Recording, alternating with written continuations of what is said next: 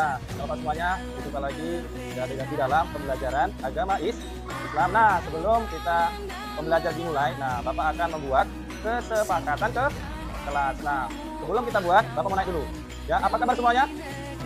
Baik. Nah, siapa yang sudah sarapan? Nah, udah sarapan semua? Oke, alhamdulillah. Oke, turunkan. Nah, siapa yang masih semangat untuk belajar? Oke, semuanya semangat. Oke, turunkan. Nah, Bapak sudah membagikan ya. Membagikan post-it ya.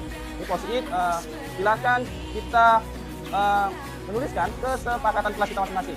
Nanti setelah dituliskan kesepakatan kelas, ya, anak bapak semuanya nanti silakan maju ke depan untuk menempelkannya. Yuk, silakan diisi kesepakatannya. Oke dah, tempel.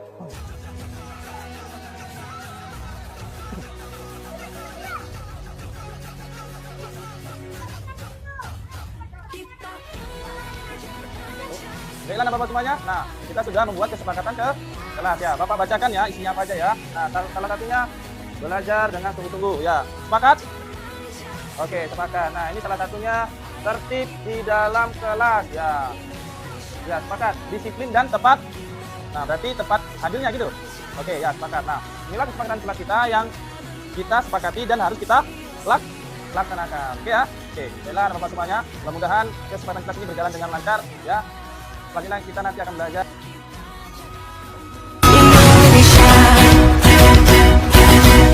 warahmatullahi wabarakatuh. Alhamdulillah, wassalatu wassalamu ala rasulillah, wala haula wala quwwata illa billah. Pertama sekali yang saya hormati para dewan guru SDN 01 Bilahir, yang saya hormati Ibu Kepala Sekolah 01 Bilahir.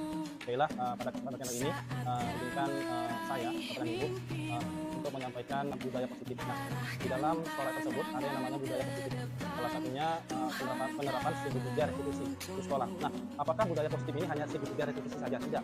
Budaya positif sangat banyak sekali. Salah satunya kedisiplinan atau membuat kesepakatan kelas. Banyak sekali. Ini salah satunya budaya positif, salah satunya penerapan segitiga restitusi di sekolah. Nah, mungkin Bapak Ibu ingin bertanya-tanya, apakah pengertian dari segitiga restitusi tersebut? Nah, untuk pengertiannya adalah pengertian segitiga restitusi itu adalah proses di mana kita menciptakan kondisi bagi seorang peserta didik untuk memperbaiki kesalahan mereka sehingga mereka bisa kembali pada kelompok mereka dengan karakter yang kuat. Nah, pada kesempatan kali ini ya, restitusi bukan untuk menebus kesalahan. Restitusi adalah sebuah tawaran dan bukan paksaan. Restitusi fokus pada solusi dan dapat mengembalikan murid yang berbuat salah pada kelompoknya. Baiklah Bapak Ibu, selanjutnya ada langkah-langkah untuk menerapkan segitiga restitusi. Nah, salah satunya menstabilkan identitas, dan yang kedua validasi tindakan yang salah, dan yang ketiga menanyakan kesaksian. Nah, penerapannya bagaimana? Nah, tentu kita ketika kita dalam mengajar, ketika kita dalam pembelajaran baik di sekolah maupun di dalam kelas, tentunya kita pasti menemukan masalah. Masalah itu berbagai macam masalah. Ada anak yang ribut, ada anak yang terlambat, ada anak yang tidak PR, bahkan ada anak yang mau berantem, dan itu semuanya bisa kita menerapkan segitiga restitusi ini. Nah, caranya yang pertama kita menstabilkan identitas.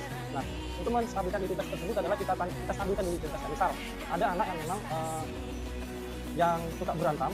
Nah, pertama kita panggil dulu. Nah, kita stabilkan identitasnya, kita tenangkan dulu. Kenapa anak itu suka berantem? Apa masalah? Kita tanyakan dulu masalahnya apa, latar belakangnya seperti apa. Nah, kita stabilkan dulu. Nah, ternyata selama ini kan kita kan menemukan siswa yang berantem kan kita selalu terbawa emosi ya, tidak menanyakan apa latar belakangnya, kenapa seperti ini, seperti itu. Nah, tentu kita harus menstabilkan dulu identitas dia.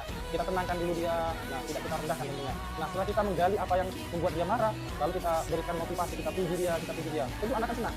Saya ketika melakukan itu dipuji salah. Nah, kita tanyakan, nah kamu tadi sudah berantem, kira-kira dengan yang kamu lakukan itu kamu salah atau tidak? Jadi tentu anak itu akan menjawab dengan sendiri, dia akan mengaku dengan kesalahan sendiri.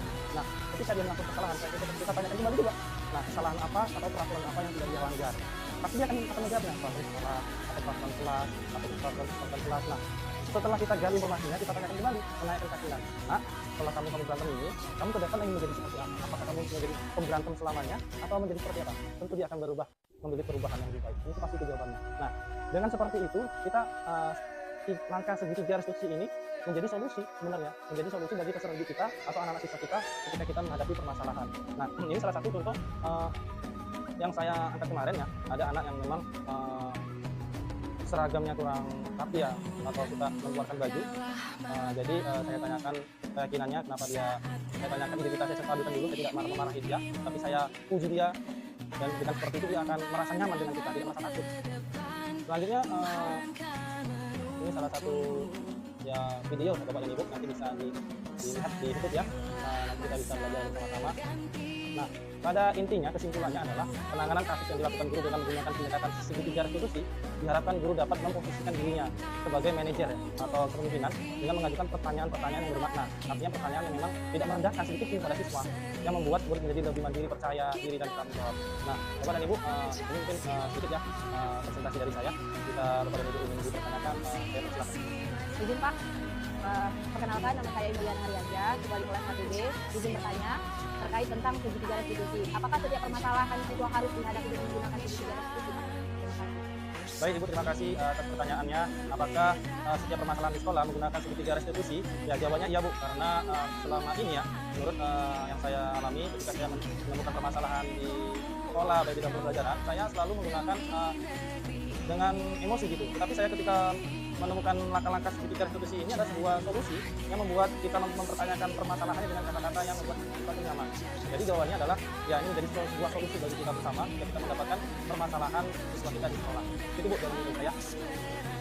Ya baiklah Ibu, Bapak dan Ibu, terima kasih atas dari perhatiannya. Nah, sekian dari pemaparan dari segitiga restitusi saya. Mudah-mudahan bisa kita terapkan bersama-sama di sekolah kita masing-masing. Dan saya akhiri. Assalamualaikum warahmatullahi wabarakatuh.